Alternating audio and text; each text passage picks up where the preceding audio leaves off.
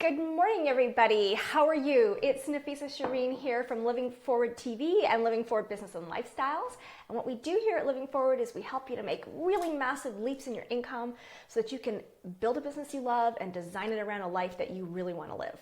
And we come to you every Thursday. We have our Living Forward TV episode that launches, but Tuesdays and Thursdays I like to come to you with the morning meeting to start my day with you and to start your day with me, where this is where we can interact. So let me know who you are, what your business is, and even if you're here on replay, tell me below and join the conversation, because I will come back and I will engage. And if I don't get a chance to engage with you live, I'm going to come back and engage with you later anyway. So that's basically the introduction. Now let's get into the content, so I'm not wasting any of your time today.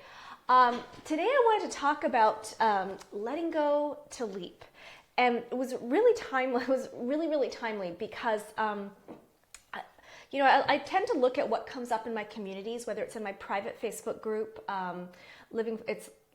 Living Forward TV, and you can join that. You just go to livingforwardcommunity.com and then it'll take you to that Facebook group and you can join there. It's absolutely free. But some of the conversations I've seen there, or in my group programs, or with my private clients, or people that I've been talking to, there's been a lot of fear I've seen just generally come up. And so I wanted to talk today about letting go to leap.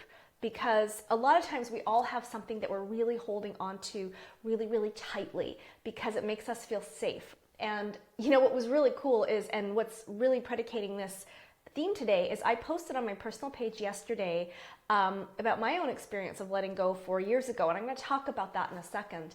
And I think this is a really important thing, because a lot of times as entrepreneurs, we might think about all the things we want to do and all the things we want to grow into and all the amazing things that are available to us. And yet we can see in front of us what seems like an obstacle, or it can seem like somebody else has put a barrier in front of us, right? Because they've said no, or the money's not there, or a belief isn't there, or there's a relationship that's there, or there's all kinds of things that just look like this can't happen. I can't do this because, and sometimes it's just a matter of inconvenience, but a lot of times it's that security blanket, right? We all have a security blanket. So, I've worked with a lot of entrepreneurs who've made the leap from corporate or another business into where they are right now, because they weren't fulfilled where they were. They're very accomplished in their careers, but they wanted something more. And leaving that established career, that established clientele base, that established money,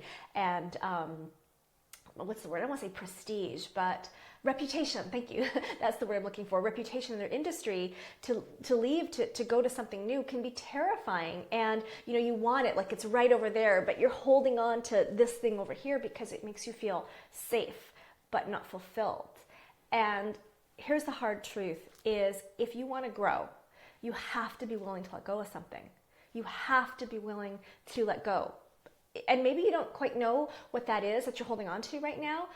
And that's why I want you to take a real close inventory of your life and the things that you look at and think, I can't do anything about this, or I would do it except for this, or this has shown up and it feels like it's blocking you. The truth is, the only thing that's ever blocking you, as long as it's within the bounds of nature, right? Because we can't just suddenly decide to fly if we walk off a building. But anything else that you think is blocking you can only, and it may very well be like completely in your way. Like you can be walking down a road and a rock falls in front of you, right? And so you have a choice. You can stop right there and never go any further. You can turn around and walk away, or you can figure out how to go around it or over it. And it's the same with obstacles that come up in life. And so the only way, so there's no denying that these things will come at you. There's no denying that. But they can only stay there if you choose them to be. And so this was really good timing, because on my Facebook memory, on my personal page, and you're welcome to hop on over to my personal page and read it. It's a public post, so it's open for everybody. I talked about the decision I made 4 years ago. And it was a really big one. And it took a huge leap of faith to do that. And I'm sharing this because I'm hoping in this experience, you can see something of yourself in there and something that you might be holding on to, and know that it's all okay and that it all will work out if you just keep moving forward, if you keep living forward, right? And sometimes we make the wrong decisions, but the good news is there's an endless supply of decisions. You can just course correct as long as you're in action, right? Like, you think of a vehicle moving, right? Like if it's going the wrong way, they just shift over and you can end up in the wrong direction. So you just slightly shift back and you end up where you need to be. So it's about course correcting. But if that vehicle's not moving, it's not getting where it needs to go. So the decision I had to make, and I don't know how many of you know this about me, but I actually used to be a certified professional accountant. Now, please don't judge me. And for my accountant friends out there, please don't judge me for saying please don't judge me. But the thing is, I worked my entire career. I had to work 10 years in the field of accounting while going to school and progressively increasing my career, because the education system I was in required hands-on experience in order to graduate. So I had to have increasingly more responsible roles that were like 50 to 60 hour a week jobs and careers that paid very well and had a lot of demands on me as the professional in the role while going to school. So you can imagine those were 10 years of progressive hell, I guess we should say. And then when I graduated, I had another 10 years of a career. Now, once I graduated, I actually didn't work in accounting per se. I worked in business development, community engagement, project development, human resources. So I had a really full and rich career in my corporate days, and it was very lucrative.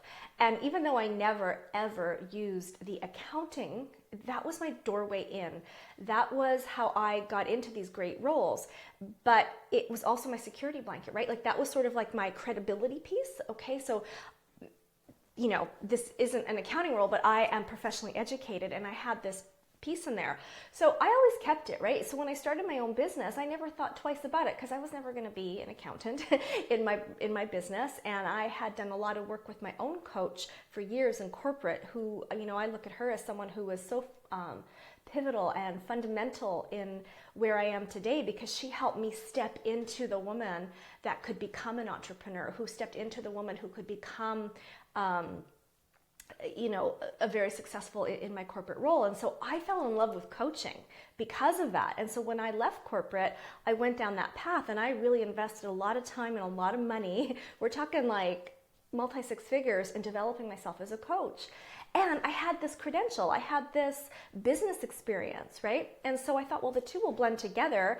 I prefer to work on the personal development and human development side of things, because that's, really, I quote her all the time, but Dolly Parton says, if instructions worked, we'd all be rich and thin, right? So I know what to do when it comes to business, but why don't people do it? So that's what was fascinating to me. And I thought, well, I can bring these two together in a very unique way.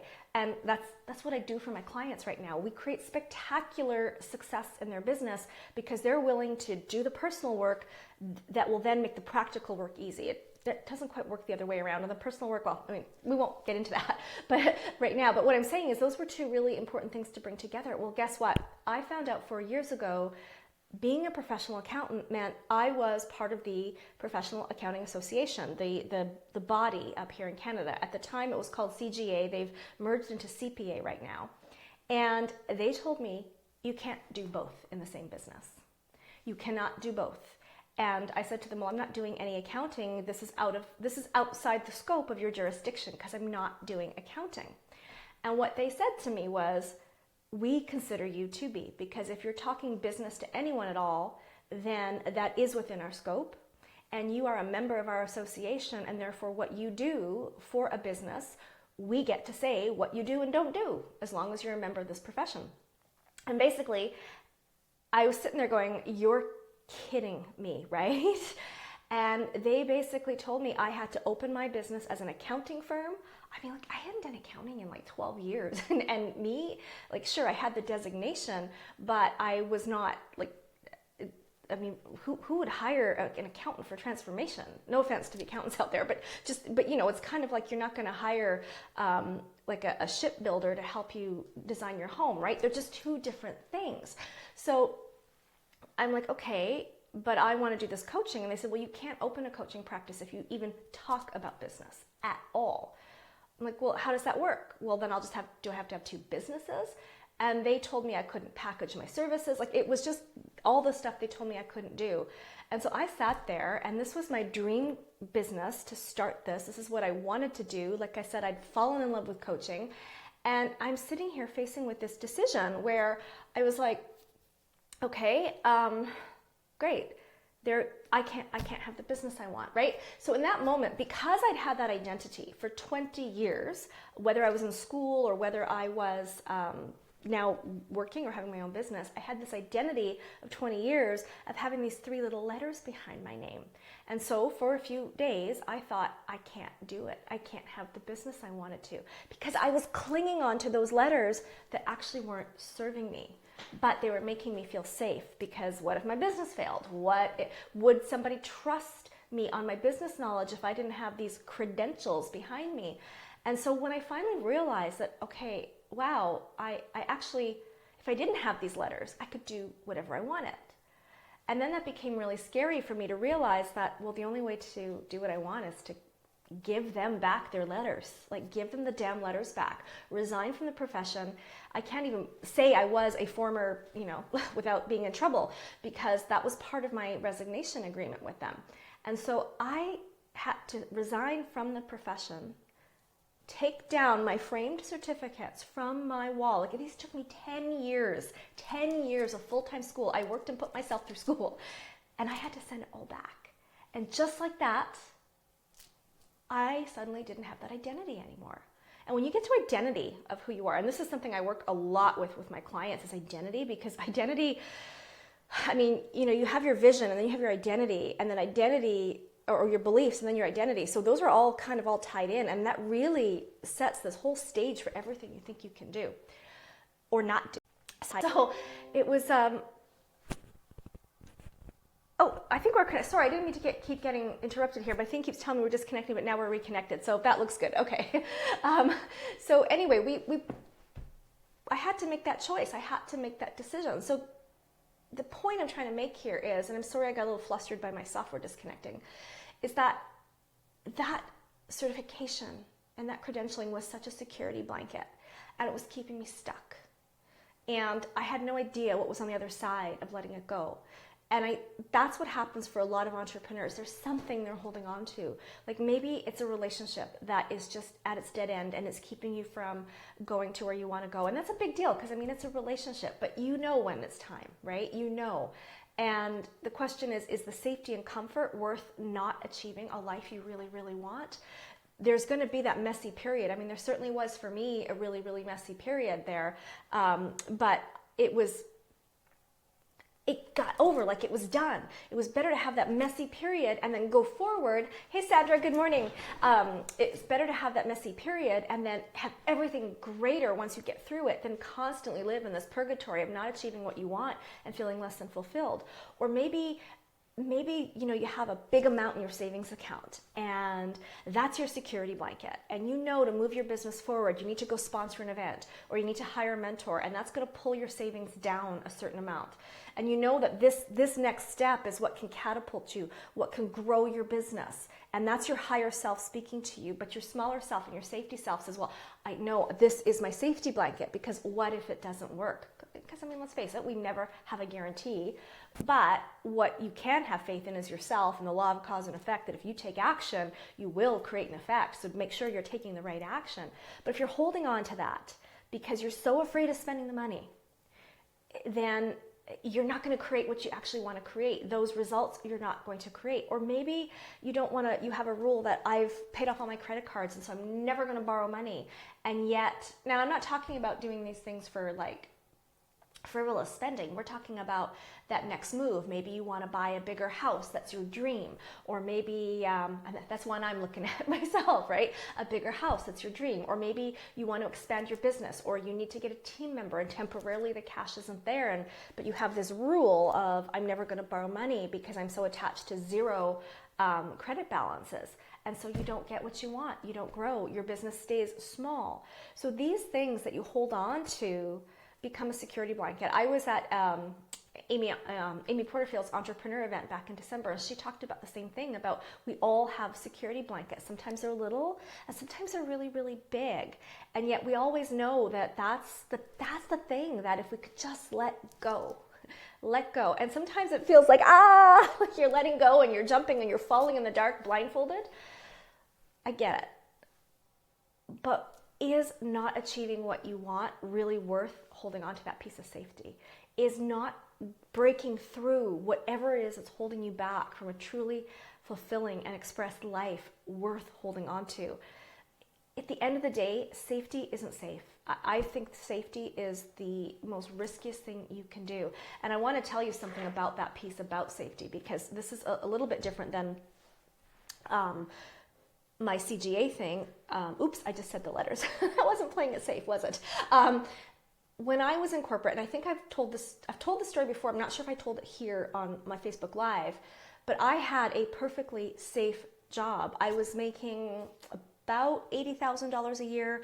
I was in middle management. I had great benefits. I had perfect hours. I had security. I had respect. And I wanted another opportunity in another country. And it was a big leap. And the people I applied to felt that I was overreaching at the time, that I wasn't quite qualified. So I did what any graceful professional would do. I begged. I begged for the opportunity. Begged. It was not really graceful, but I did it. And you know what? They gave it to me with one caveat. They said, we're going to give you 6 months. And in those 6 months, you will either make it or you're out of here. And consider this a temporary contract. So your actual employment and benefits all end. You won't have notice, you won't have severance, you'll just leave. At the time, I had a $400,000 mortgage, I had a $50,000 car payment, I had other credit card debt, and I had a secure job. You know what I said? I'm just gonna stay here. If I stay here, I'm never gonna get past this level of management. And so I hired a coach, I took the leap, I went and I took it. And not only did I thrive, because that was the leap that changed my life and took me into a 7-figure earner, not only did that happen within, I think it was either, I can't remember if it was 6 months or 16 months. It wasn't very long of me taking that role. No, it would have probably been 6 or 7 months. That was when the market crashed in 2008, and I'm working in a commodity-driven business. Our entire head office, almost the entire place, was laid off. If I had stayed where I was in the safe job, I would have been laid off, but I was protected up on this project. So the point I'm trying to make here is the safe choice, it just looks that way. You don't actually know what's behind it. It's actually not safe. Nothing in life is truly 100% guaranteed. You just get really comfortable somewhere, and your safety net can pull itself out from you faster than you could ever think it could. And the problem is, that is going to hit you harder than making an active choice to leave it. Because if you leave behind what's safe, you see it coming and you take action and you put in the cause, the effect you want to be, and you take action. And I can tell you from my own experience, from my clients, from colleagues, when that happens, you hustle, you make things happen. And then the universe is so benevolent, because not only do you get what you want, you get even better that you couldn't even have imagined. And you're prepared for it. When your safety net's just pulled from you and you're just sitting there thinking you're going to stay safe, you're not prepared. It's just different, and it can really take you out. So I wanted to come talk to you today just about thinking about that. What is your safety blanket? And are you willing to let go so that you can leap?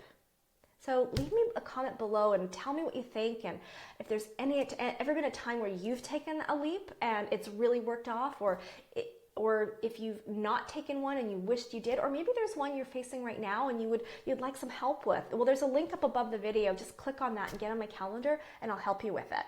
All right, that is our time up for this morning. I will see you guys on Thursday. Bye.